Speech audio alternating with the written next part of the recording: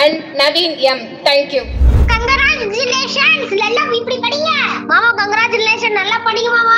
நல்லா படிச்சு well done Naveen. தெய்வத்தால் ஆகாதினும் முயற்சிதன் மெய்வர்த்த கூலி தரும். சூப்பர்ல. பட் இது ஏன் ஸ்டோரி. 2 வருஷமா படிப்பு வாசனை இல்லாத ஒருத்தன் மறுபடியும் இன்ஜினியரிங் படிக்க வந்த ஸ்டோரி. சரியா 4 வருஷத்துக்கு முன்னாடி ஏதோ ஒரு நம்பிக்கையில என்கிட்ட அந்த சர்டிபிகேட் எடுத்துட்டு வந்து இங்க அட்மிஷன் போட்டேன். தெரியாது.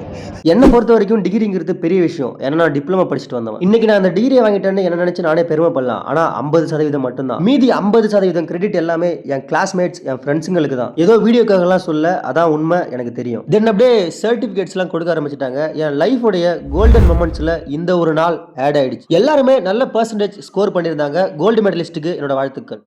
சாப்பாடை விட படிப்பு தான் எனக்கு முக்கியம்னு அபினேஷ் சொன்னதை கேட்டு நான் அதிர்ச்சி ஆயிட்டேன்.